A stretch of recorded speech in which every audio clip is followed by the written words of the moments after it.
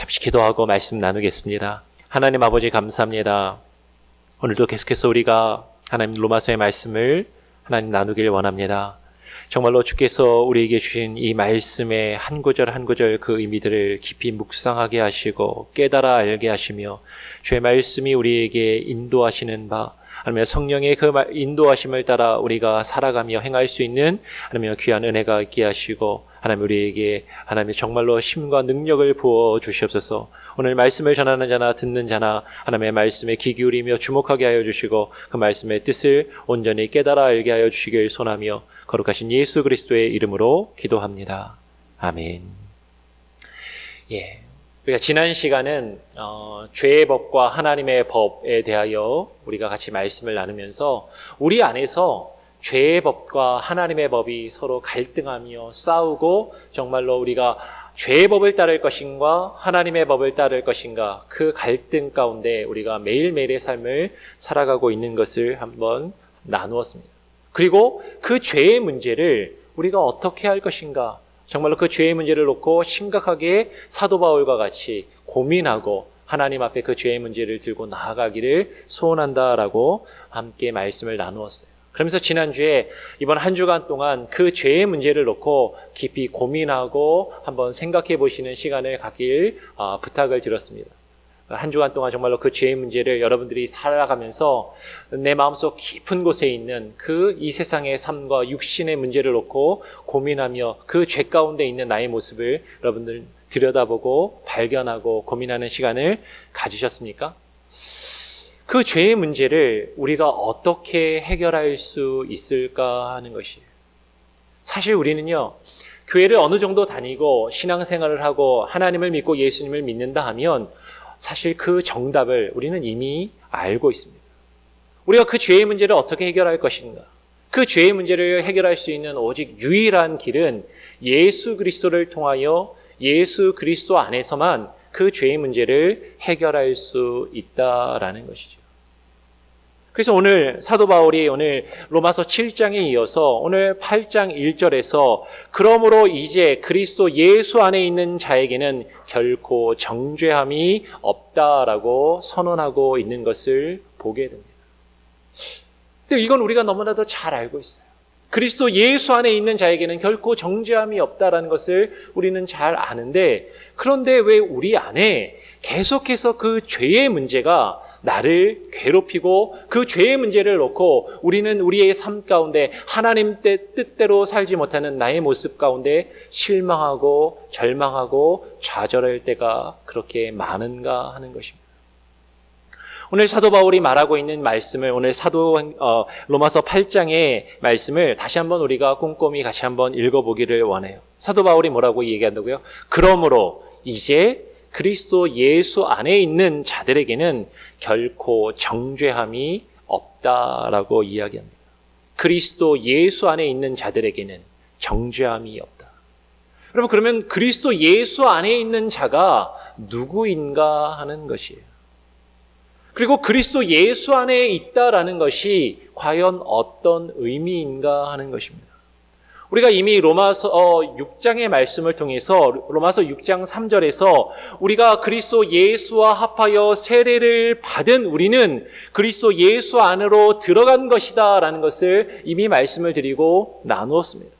그러면서 그때 말씀을 드렸어요. 기억이 나세요? 세례를 받다라는 이 말이 세례를 받다라는 헬라어 동사가 바티조라는 단어인데 이 말의 기본적인 1차적인 의미는 어디 안으로 들어간다라고 한 것을 나눴습니다. 그 세례를 받는데 예수 그리스도와 합하여 세례를 받는다. 그리스도 예수와 합하여 세례를 받는다라는 것이 baptized into 예수 그리스도 안으로 들어간다라는 것을 우리가 살펴보았어요. 기억이 나십니까? 우리가 예수 그리스도와 합하여 그리스도 예수와 합하여 세례를 받았다라는 것은 그리고 그 가운데 어떤 의미냐면 그리스도 예수의 죽으심과 합하여 우리가 세례를 받은 것이라는 것을 나누었습니다. 그리스도 예수 안에 있다라는 것은요. 여러분 우리가 예수 그리스도 안에 있다라는 것은 우리가 예수 그리스도 안으로 들어가서 예수 그리스도와 함께 죽고 예수 그리스도와 함께 사는 것을 의미한다라는 것이에요. 그래서 로마서 6장 11절에서 그리스도 예수 안에서 너희도 죄에 대하여 죽은 자요 하나님에 대하여 산 자라고 바울이 이미 말하였습니다. 제가 다시 한번 로마서 6장 11절 말씀을 한 번 더 읽어보겠습니다. 6장 11절에 이와 같이 너희도 너희 자신을 죄에 대하여는 죽은 자요 그리스도 예수 안에서 하나님을 대하여는 산 자로 여길지어다라고 이야기합니다. 그러면 우리가 예수 그리스도 안에 있다라는 것은 우리가 예수 그리스도와 함께 죽고 예수 그리스도와 함께 사는 것인데 무엇에 대하여 죽어요? 예수 그리스도와 함께 죄에 대하여는 죽고 예수 그리스도와 함께 하나님께 대하여는 사는 자의 모습을 갖는 것이 예수 그리스도 안에 있다라는 것이에요. 오늘 바울이 이야기합니다. 그리스도 예수 안에 있는 자에게는 결코 정죄함이 없다. 여러분, 그러면 결코 정죄함이 없다라는 것이 어떤 의미인가 하는 것이에요. 로마서에서 사도 바울이 앞에서부터 계속 죄의 문제에 대하여, 죄의 정죄에 대하여 여러 번 이야기한 것을 보게 됩니다. 그리고 그 죄의 정죄라는 것은 누군가에게 죄가 있다라고 심판하고 재판하여 그의 죄를 판단하여 죄가 있음을 유죄를 선언하는 것, 이것이 바로 정죄라는 것을 살펴보았습니다. 가장 대표적인 부분이 로마서 5장 18절의 말씀입니다. 로마서 5장 18절에 보니까 그런즉 한 범죄로 많은 사람이 정죄에 이른 것 같이 의의 한 행동으로 말미암아 많은 사람이 의롭다 하심을 받아 생명에 이르렀다라는 것을 우리가 살펴보았어요. 우리가 예수 그리스도 안에 있게 되면 그 죄의 문제를 해결받고 정죄함이 없다라고 이야기합니다. 그래서 오늘 로마서 8장 맨 뒷부분에 다음번에 또 나누겠지만 로마서 8장의 제일 끝에 보면 바울이 8장 33절에 이렇게 이야기하는 것이죠. 누가 능히 하나님의 택하신 자들을 송사하리요. 누가 능히 하나님의 택하신 자들을 송사한다란 말은 고발한다라는 것입니다. 의롭다 하시는 이는 하나님이시다라고 이야기합니다. 누가 송사하리요? 누가 고발하겠는가? 누가 그들의 죄를 고발하여서 하나님의 그 법정에, 하나님의 그 재판대 앞에 서게 하고 그 죄가 유죄의 판결을 받을 수 있게 하겠는가 하는 것이. 왜? 하나님이 이미 죄 없다라고 인정해 주셨기 때문이다라는 것이죠. 그리스도 예수께서 우리를 위하여 죽으실 뿐만 아니라 예수 그리스도께서 우리의 죄를 위하여 죽으실 뿐만 아니라 우리를 위하여 다시 사셨기 때문에 누가 우리를 정죄할 수 있겠는가라고 바울은 이야기하는 것입니다. 우리 한번 다 같이 한번 8장 34절의 말씀을 한번 읽어보겠습니다. 로마서 8장 34절, 로마서 8장 34절 함께 한번 읽어보겠습니다. 시작. 누가 정죄하리요? 죽으실 뿐 아니라 다시 살아나신 이는 그리스도 예수시니 그는 하나님 우편에 계신 자요 우리를 위하여 간구하시는 자신이라. 누가 정죄하리요? 죽으실 뿐만 아니라 다시 살아나신 이는 그리스도 예수시니 그는 하나님 우편에 계신 자요 우리를 위하여 간구하시는 자시다라고 이야기. 여러분, 여기서 근데 중요한 게 있습니다. 누가 정죄하리요? 결코 정죄함이 없다라는 이 말이요, 우리에게 어떠한 죄도 없다, 어떠한 잘못도 없고 허물도 없다라는 말이 아니라는 것이에요. 우리는 다 하나님 앞에 죄인입니다. 우리는 다 하나님 앞에 죄와 허물을 가지고 있어요.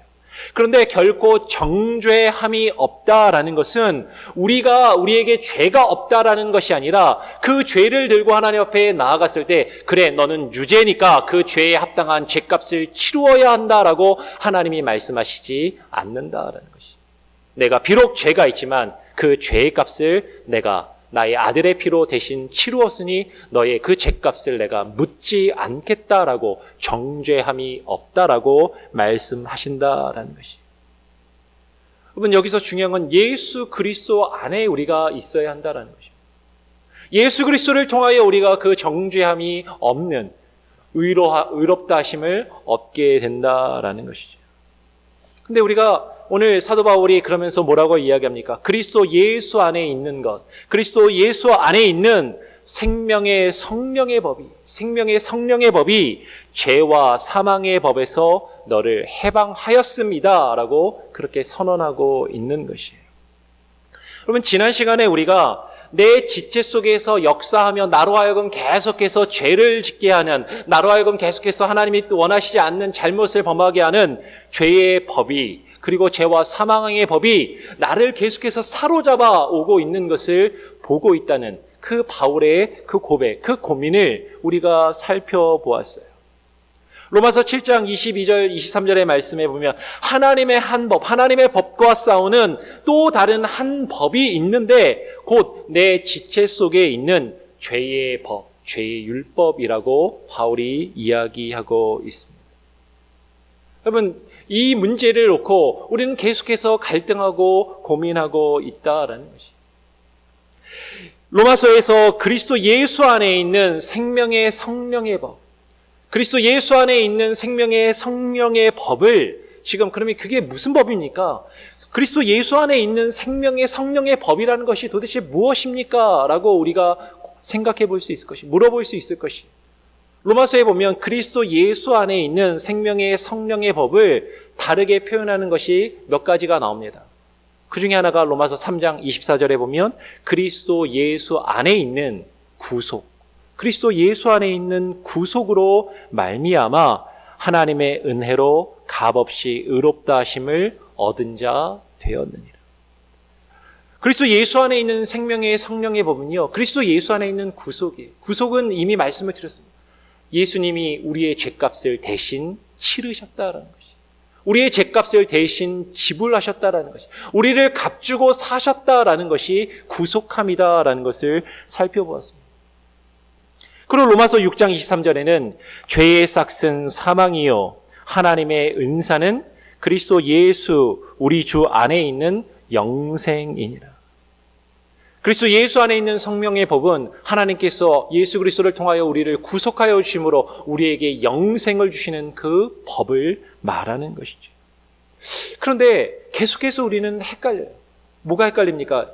지난 시간에도 말씀을 드렸지만 죄와 사망의 법, 죄와 사망의 법과 생명의 성령의 법, 죄와 사망의 법과 생명의 성령의 법, 이 두 가지가요, 둘 다 겉으로 볼 때는 동일하게 법이라는 것이에요. 지난 시간에 이 법이라는 단어가 법, 율법, 다른 것이 아니라 구별되지 않는 같은 단어라고 말씀을 드렸습니다. 그래서 죄와 사망의 율법 이러면 그래, 죄와 사망의 율법은 와닿는데 생명의 성령의 율법 이러면 율법이라고? 이렇게 우리가 한번 내 귀를 한번 다시 한번 생각해 의심해 보게 되는 것을 보게 돼요. 그러면 죄와 사망의 율법, 죄와 사망의 법과 생명의 성령의 법, 생명의 성령의 율법이 도대체 어떻게 다른가 하는 것이죠. 여러분, 겉으로 볼 때는요, 법이라는 것, 율법이라는 것은 동일한 것입니다. 어떻게 보면 겉으로 볼 때는 그 겉모양은 동일할 수 있어요. 법이라는 것. 여러분, 율법 이러면 좀 헷갈리니까 그냥 법이라고 생각을 하시는 게 더 편할 수도 있어요. 법. 그럼 법은 무엇입니까? 무언가 원칙과 기준을 말하는 것이에요. 원칙과 기준. 내가 살아가는 데 있어서 내 삶에 내가 살아가는 어떤 기준과 원칙이 있다면 그것이 법인 것이죠. 그런데 우리가 살아가는 내 삶의 기준이 되고 내 삶의 원칙이 되는 그 법이 있는데요. 그 법이 분명하게 우리 안에 둘로 나뉘고 있다는 것이에요. 하나는 죄와 사망의 법이고 하나는 하나님의 법입니다. 근데 이 법의 분명한 차이는 무엇이냐면 하나는 내 지체 속에 있는 법, 내 육신 안에 있는 법, 내가 내 이 세상의 삶을 살아가면서 나의 육신의 정욕과 나의 필요와 나의 만족과 나의 기쁨을 추구하면서 살아가는 기준과 원칙이 있다면 그것은 죄와 사망의 법이라는 것이에요. 그런데 나의 삶이 나 자신에게 기준이 있는 것이 아니라 하나님과 하나님의 뜻의 그 기준이 있고 나의 만족과 나의 기쁨을 위하여 사는 것이 아니라 하나님을 기쁘시게 하기 위하여 사는 것이라면 그것은 하나님의 법이라는 것이에요.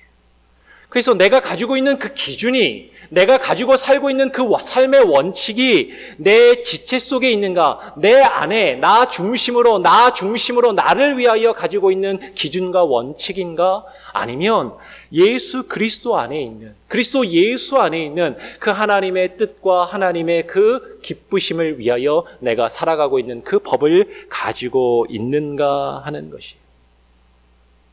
오늘 바울은요, 오늘 로마서 8장을 계속해서 읽어보면 그 법에 대해서, 율법에 대해서 다시 이야기합니다. 오늘 3절에 말씀해 보니까 8장 3절에 율법이 육신으로 말미암아 연약하여 할 수 없는 그것을 하나님은 하신다라고 이야기해요. 여러분, 그러면 율법이 육신으로 말미암아 연약하여 할 수 없는 그것, 율법이 육신이 연약해서 할 수 없는 그것이 무엇인가 하는 것이죠. 율법이 육신으로 말미암아 연약하여 할 수 없는 그것은 3절 4절을 이어서 읽어보면 분명하게 우리가 발견할 수 있습니다. 그것은 뭐냐면 바울이 말하길 율법의 요구라고 이야기하는 것이죠. 제가 한번 8장 3절을 읽으면 8장 4절을 다시 한번 같이 한번 읽어보겠습니다. 8장 3절을 제가 읽고 8장 4절을 같이 함께 읽겠습니다. 율법이 육신으로 말미암아 연약하여 할 수 없는 그것을 하나님은 하시나니 곧 죄를 인하여 자기 아들을 죄 있는 육신의 모양으로 보내어 육신의 죄를 정하서 4절 육신을 쫓지 않고 그 영을 쫓아 행하는 우리에게 율법의 요구를 이루어지게 하려 하심이니라. 지금 우리가 육신이 연약하여서 육신 안에서는 도저히 이룰 수 없는 그것이 있는데 그것이 뭐냐면 율법의 요구라는 것이에요. 그 영을 쫓아 행하는 우리에게 율법의 요구를 이루어지게 하기 위함이다라고 분명히 그 목적을 말씀하고 있다라는 것입니다. 근데 여기서요, 조금 어려울 수도 있지만 여러분, 율법의 요구라고 번역된 헬라어 단어가 토 디카이오마 투 노무라는 단어예요. 여기 잘 모르셔도 되지만 여기 교회 컴퓨터가 지금 보니까 폰트가 깨졌네요. 네. 폰트는 깨졌어도 여기 보면 이상한 영어로 깨진 글씨가 보이시죠? 하여튼 저게 이제 헬라어 원래 쓰려고 했던 건데 저거랑 똑같은 단어가 민수기 31장 21절에도 나와요. 율법의 요구라는, 지금 로마서 8장 4절에서 율법의 요구라고 번역된 말이, 헬라어 단어가 똑같은 단어가 민수기 31장 21절에 나옵니다. 민수기 31장 21절에 이렇게 기록합니다. 제사장 엘르아살이 싸움에 나갔던 군인들에게 이르되 이는 여호와께서 모세에게 명하신 법률이니라. 여호와께서 모세에게 명하신 법률이니라. 예전 성경에는 명하신 법률이라고 이야기했고 새 개역 개정 성경에는 명하신 율법이라고 그렇게 번역했어요. 지금 명하신 법률, 하나님이 명하신 그 율법, 이것이요 원어로 보면 똑같은 단어예요. 율법의 요구라고 하는 말과 똑같은 단어라는 것입니다. 지금 바울이 예수 그리스도 안에서 우리가 육신이 연약해서 도저히 지킬 수 없는 그것을 그리스도의 영으로 우리가 행할 수 있는데 그것이 바로 율법이 우리에게 요구하는 것이다 라고 이야기합니다. 근데 그 율법의 요구가 무엇이냐? 구약 성경에서는 하나님이 명하신 율법이라고 분명하게 이야기해요. 이 똑같은 단어를 이미 로마서 2장에 바울이 앞에서 한번 이야기한 적이 있습니다. 로마서 2장 25절로 27절에 보면 제가 한번 읽어보겠습니다. 로마서 2장 25절로 27절에 내가 율법을 행한즉 할례가 유익하나 만일 율법을 범한즉 너의 할례가 무할례가 되었느니라. 그런즉 무할례자가 율법의 제도를 지키면, 여기서 율법의 제도라는 말이 또 깨졌죠. 예. 근데 똑같은 말이에요. 똑같은 말. 율법의 요구라고 번역된 말과 똑같은 말인데 여기 2장 26절에서는 율법의 제도라고 번역을 해놨습니다. 율법의 제도를 지키면 그 무할례를 할례와 같이 여길 것이 아니냐. 또한 본래 무할례자가 율법을 온전히 지키면 의문과 할례를 가지고 율법을 범하는 너를 판단치 아니하겠느냐라고 이야기해요. 여러분, 여기서 우리가 한 가지 발견할 수 있는 게 있어요. 무할례자가, 할례를 받지 않은 자가 율법의 제도를 지키면 율법의 요구를 지키면, 그 율법이 우리에게 요구하는 것을 온전히 지키면이라고 이야기하고 있습니다. 할례를 받지 않은 사람이. 유대인들의 기준에는 할례를 받지 않는 것은 율법을 지키지 않는 것이에요. 할례를 받아야 율법을 지키는 것입니다.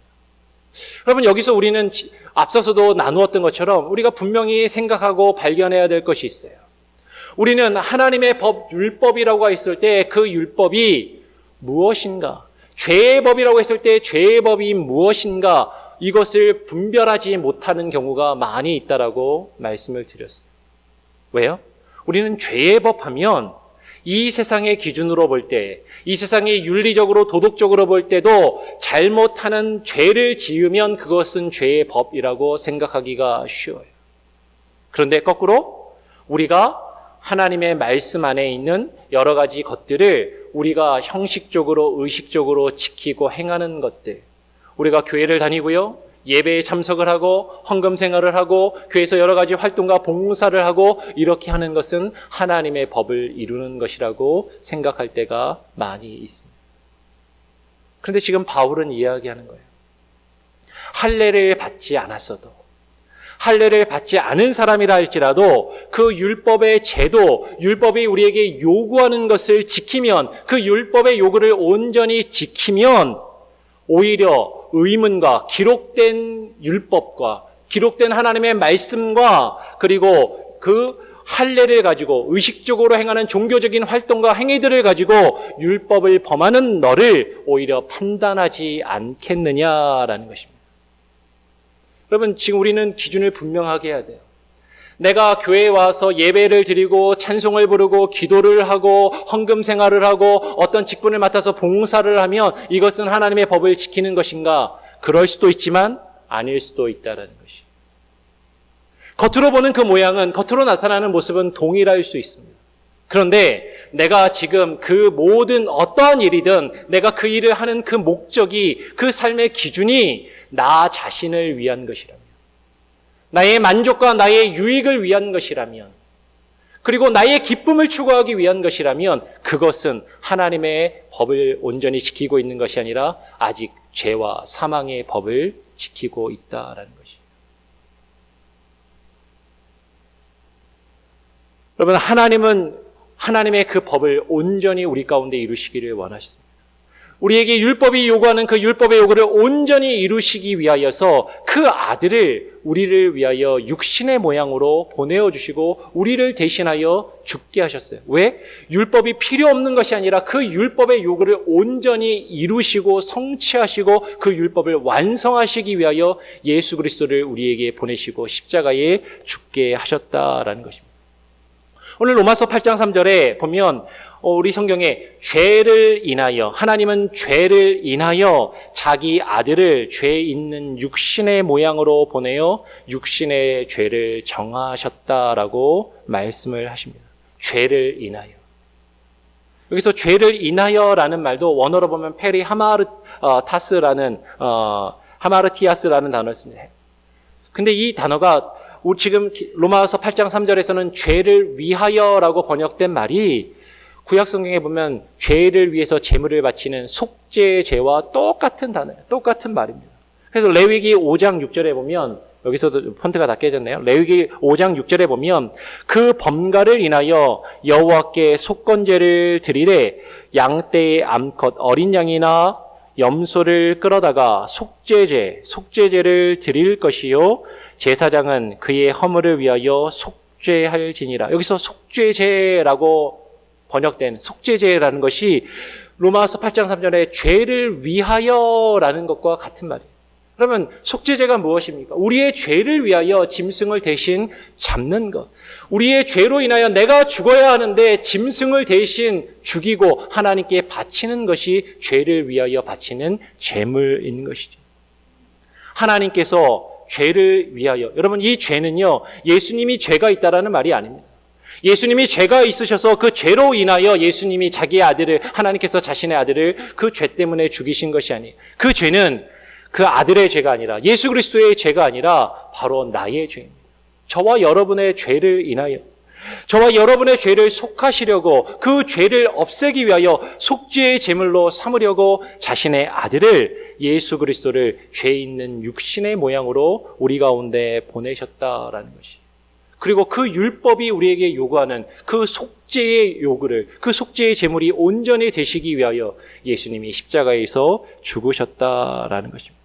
하나님은 속죄의 제물이 되신 그 육신을 예수 그리스도의 몸에서 우리의 죄를 대신 정하셨다라는 것이. 예수 그리스도의 몸이 나를 대신하여 죽으심으로 그 구약의 율법의 요구를 온전히 이루시고 완성하셨다라는 것입니다. 그래서 히브리서 10장 8절로 10장 8절은 이렇게 기록합니다. 히브리서 10장 8절에는 위에 말씀하시기를 제사와 예물과 전체로 번제함과 속죄제는 원치도 아니하고 기뻐하지도 아니하신다 하셨고 이는 다 율법을 따라 드리는 것이라. 구약의 율법이 있는데 그 율법이요 온전히 우리의 죄의 문제를 해결하고 이룰 수 없었다라는 것이에요. 그래서 하나님이 그것을 기뻐하지 않으셨습니다. 그래서 그 아들을 대신 보내셔서 히브리서 10장 12절에 보면 오직 그리스도는 죄를 위하여, 여기서도 똑같은 말이 있어요. 죄를 위하여 한 영원한 제사를 드리시고 하나님 우편에 앉으사. 예수님은 우리의 죄를 위하여 속죄의 제물로 하나의 영원한 제사를 드리셨다라는 것입니다. 그리고 히브리서 10장 18절도 그리스도는 이것을 사하셨은즉, 죄를 사하셨은즉 다시 죄를 위하여 제사 드릴 것이 없다라고 말씀합니다. 예수님이 우리의 죄를 속하기 위해서 온전하고 완전하고 영원한 제사를 그 구약의 율법이 요구하는 것을, 그 구약의 율법이 온전히 성취할 수 없었던 그것을 예수님이 그 율법의 요구를 완전히 성취하시고 이루셨다라는 것이에요. 그런데 우리는 여기서 멈추면 안 됩니다. 예수님이 우리의 죄를 온전히 나를 대신해서 죽으셨으니까 이제는 우리는 값없이 구원을 받았으니까 우리는 그곳에서 만족하고 거기서 끝나며 더 이상 우리는 아무것도 하지 않아도 되는가? 성경은 우리에게 결코 그렇게 이야기하고 있지 않다라는 것이에요. 오늘 로마서 8장을 계속 읽어나가면 로마서 8장이 뭐라고 이야기합니까? 하나님이 그 아들을 우리의 죄를 대신하여 속죄의 제물로 삼으신 이유가 있어요. 하나님이 그 아들을 우리의 죄를 대신하여 속죄의 제물로 삼으신 이유는 우리에게 그 율법의 요구를 이루어지게 하기 위함이다라고 말씀하십니다.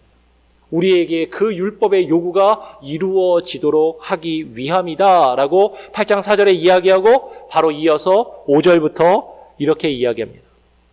육신을 쫓는 자는 육신의 일을, 영을 쫓는 자는 영의 일을 생각하나니 육신의 생각은 사망이요 영의 생각은 생명과 평안이니라. 육신의 생각은 하나님과 원수가 되나니 이는 하나님의 법에 굴복치 아니할 뿐 아니라 할 수도 없음이니라. 육신에 있는 자들은 하나님을 기쁘시게 할 수 없느니라. 여러분 오늘 로마서 8장 5절부터 8절까지를 다시 한번 잘 보십시오. 오늘 5절과 6절에 보면 육신을 쫓는 자는 육신의 일을 생각할 수밖에 없다라는 것이에요.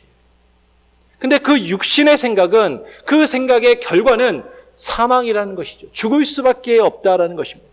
그런데 반대로 영을 쫓는 자는 영의 일을 생각하는데 그 영의 생각은 생명과 평안이라고 이야기합니다. 여러분 이 두 가지의 차이를 우리는 분명하게 알아야 돼요. 우리가 우리 안에서 율법의 요구를 이룬다라는 것은, 우리 안에서 율법의 요구를 이루는 것은요, 내 뜻으로는, 내 의지로는, 내 노력으로는, 내 열심으로는 도저히 이룰 수 없는 것입니다. 왜요? 우리가 육신 안에 살고 있기 때문인 것이죠. 우리가 우리에게 요구하시는 그 율법의 요구를 온전히 이룰 수 있는 것은 하나님이 우리에게 부어주시는 성령을 통해서만 그 율법의 요구를 온전히 이룰 수 있게 돼요. 내 힘과 능력으로 그것을 이루는 것이 아니라 하나님이 우리에게 주시는 성령의 능력으로 그것을 이룰 수 있다라는 것이죠. 그런데 성령의 능력으로 그것을 이루는 사람과 성령의 능력으로 이루지 않고 내 열심과 내 노력으로 이루고자 하는 사람들은 분명한 차이가 있다라는 것이에요. 그 하나님의 율법의 요구를 이루기 위해서는요, 하나님의 주권, 하나님의 법에 굴복하고 하나님을 기쁘시게 하고자 하는 그 모습이 우리 가운데 있어야 한다는 것입니다. 내가 육신에 속하여서 육신의 생각을 가지고 있다는 것은요, 계속해서 내 삶의 중심이 나의 생각과 나의 행동과 내가 살아가고 열심히 일하고 있는 그 모든 수고와 그 노력들이 나를 위하여 나 중심으로 하고 있다면 그것은 육신의 일인 것이에요. 심지어 아무리 교회에서 신앙생활을 열심히 하는 그 모습이 우리 가운데 있다 할지라도 나 자신을 위하여 신앙생활을 하는 것이라면 그것은 계속해서 죄와 사망의 법 가운데 있는 것입니다. 그런데 하나님이 나의 주인 되심을 인정하고 내가 예수 그리스도 안으로 들어가서 그리고 예수 그리스도가 내 안에 들어오셔서 그분이 나의 주인 되시고 나의 왕이 되시고 그분이 나의 삶을 지배하시고 다스리시며 통치하신다는 그분의 살아계심과 주권을 인정하며 그분의 법을 인정하며 나아갈 때 나는 당신의 것입니다. 나는 하나님의 것입니다라고 인정하며 살아갈 때 그러한 자가 하나님을 기쁘시게 할 수 있다라는 것이에요. 오늘 7절과 8절과 대비되어서 오늘 9절 말씀해 보니까 그러나 만일 하나님의 영이 거하시면 너희가 영에 있는 것이다 라고 이야기합니다. 우리에게 하나님의 영이 있어야 그 일을 감당할 수 있다는 것이에요. 나의 열심으로는요, 나의 노력으로는요, 도저히 이룰 수 없는 것입니다. 성령이 우리에게 임하셔야 돼요. 그 성령을 우리는 구해야 되고, 그 성령을 우리는 맛보고 경험해야만 하는 것입니다. 그런데 우리는 성령을 경험하지 않고, 성령을 알지 못하고, 그저 나의 육신의 열심으로 살아갈 때가 너무나도 많이 있다라는 것이죠. 그래서 오늘 9절은 이어서 누구든지 그리스도의 영이 없으면 그리스도의 사람이 아니다라고 말하고 있습니다. 육신에 있지 아니하고 영에 있다라는 것이 무엇입니까? 육신에 있지 아니하고 영에 있다라는 것은 앞에서 바울이 4절에서 말한 것처럼 육신을 쫓지 않고 그 영을 쫓아 그리스도의 영과 하나님의 영, 성령을 쫓아 행하는 것을 말하는 것이죠. 여러분 9절에서 그리스도의 영은 바로 앞에 나오는 하나님의 영과 동일한 것이 이것은 성령을 말하는 것입니다. 그리스도의 영은 하나님의 영과 다른 것이 아니에요. 다른 영이 아니라 성령 하나님, 곧 삼위일체의 삼위 되시는 성령을 말하는 것입니다. 그러므로 그리스도의 영이 없다라는 것은요. 그리스도의 영이 내 안에 없다라는 것은 그리스도의 영을 쫓아서 행하지 않는다라는 것이에요. 그리스도의 영이 내 안에 없으면요. 우리는 그리스도의 영을 쫓아서 행하고 살지 않는다라는 것입니다. 갈라디아서 5장 24절로 26절에 바울이 이렇게 이야기합니다. 그리스도 예수의 사람들은 육체와 함께 그 정과 욕심을 십자가에 못 박았느니라. 만일 우리가 성령으로 살면 또한 성령으로 행할지니 헛된 영광을 구하여 서로 격동하고 서로 투기하지 말지니라 라고 분명하게 이야기해요. 지금 분명하게 사도 바울이 계속해서 강조하는 게 무엇입니까? 누구든지 그리스도의 영, 성령을 쫓아서 행하지 아니하면 그리스도의 사람이 아니라는 것이에요. 아무리 겉모양은 그럴듯해 보여도 겉으로 아무리 신앙의 모습을 가지고 있고 율법의 행위들을 행한다 할지라도 그것은 죄와 사망의 법이라는 것이에요. 하나님이 나의 주인 되심을 인정하고 성령을 따라 살아갈 때 그것이 바로 그리스도에게 속한 자들이라는 것입니다. 그래서 오늘 로마서 8장 10절에 계속해서 바울이 이야기합니다. 그리스도께서 너희 안에 계시면 몸은 죽은 것이나 영은 의를 인하여 산 것이다 라고 이야기해요. 그러면 이 말씀을 잘 들여다보시기 바랍니다. 9절부터 다시 한번 보세요. 9절, 10절, 11절에 보면 9절, 10절, 11절에 반복해서 다르게 표현하지만 같은 의미를 이야기하고 있는 것이 있습니다. 그리스도는 그리스도의 영을 말하고 성령과 동일시돼요. 오늘 8장 9절에 누구든지 그리스도의 영이 없으면 또 8장 10절에도 또 그리스도께서 너희 안에 계시면 반대로 그리스도께서 너희 안에 계시면 11절에는 그리스도를 죽은 자 가운데서 살리신 이의 영이 그 영이 너희 안에 거하시면. 우리의 몸은 죄로 인하여 죽을 수밖에 없습니다. 우리가 육신을 지니고 살아가는 동안 우리는 그 죄의 문제로, 육신의 문제로 계속해서 고민하며 갈등하며 죄를 범할 수밖에 없어요. 그런데 모든 사람이 죄를 지었으므로 모두 다 우리는 사망에 이를 수밖에 없는 존재들이라는 것이죠. 그럼에도 비록 우리의 몸은 죽은 것이라도, 우리의 몸은 죽을지라도 영은 성령을 쫓아 행하는 의를 인하여 살게 될 것이라고 오늘 로마서에서 바울은 분명하게 증거하고 있다라는 것입니다. 그리스도께서 우리 안에 계시면, 곧 그의 영, 성령이 우리 안에 계시면 우리의 영이 산다라는 것이에요. 그래서 11절에 마지막에 바울이 이렇게 이야기합니다. 예수를 죽은 자 가운데서 살리신 이의 영으로 말미암아 너희 죽을 몸도 살리시리라. 예수를 죽은 자 가운데서 살리신 이의 영, 곧 하나님의 영, 아버지 하나님의 영, 그 성령님이 우리 안에 계셔야 우리가 살 수 있다라는 것이에요. 예수를 죽은 자 가운데서 살리신 이가 그의 영으로 말미암아 우리의 죽을 몸도 나중에는 다시 부활시키실 것이라고 약속하고 계신 것입니다. 우리 같이 한번 로마서 6장 4절 5절 말씀을 같이 한번, 2절의 말씀인데 같이 한번 읽어보겠습니다. 로마서 6장 4절 5절 2절의 말씀을 같이 한번 읽어보겠습니다. 시작. 그러므로 우리가 그의 죽으심과 합하여 세례를 받음으로 그와 함께 장사되었나니 이는 아버지의 영광으로 말미암아 그리스도를 죽은 자 가운데서 살리심과 같이 우리로 또한 새 생명 가운데서 행하게 하려 함이니라. 만일 우리가 그의 죽으심을 본받아 연합한 자가 되었으면 또한 그의 부활을 본받아 연합한 자가 되리라. 그럼 바울이 로마서에서 계속해서 반복해서 강조하고 있는 말씀은 너무나도 분명합니다. 너무나도 분명해요. 우리가 주의 성령을 받은 자라면, 우리 안에 하나님의 성령이 거하시면, 그리고 우리가 예수 그리스도 안에 있으면 우리는 그분의 뜻을 따르며 그분의 주권을 인정하고 그 뜻을 행할 수밖에 없다라는 것이에요. 그리고 그것을 행하여야만 한다라는 것입니다. 여러분, 이에 선행되는 조건은 예수를 죽은 자 가운데서 살리신 영이요 우리 안에 거하셔야 돼요. 근데 우리는 자꾸 내 안에 살아 역사하시는 성령님을 자꾸 거부할 때가 있어요. 자꾸 그것을 내어물어요. 어떻게 해요? 예수님이 날 위해서 죽으셨어. 나는 예수님을 믿고 내 마음속에 영접했으니까 나는 예수님을 믿고 구원받았어. 구원받은 자로서 나는 이제 천국에 갈 수 있으니까 어떻게 해도 그 구원을 하나님이 나에게서 빼앗아가지 않으실 것이야. 그럼 어떻게 보면 맞는 말씀인 것 같은데요. 하나님이 우리에게 주시는 그런 구원은 그런 구원이 아니라는 거예요.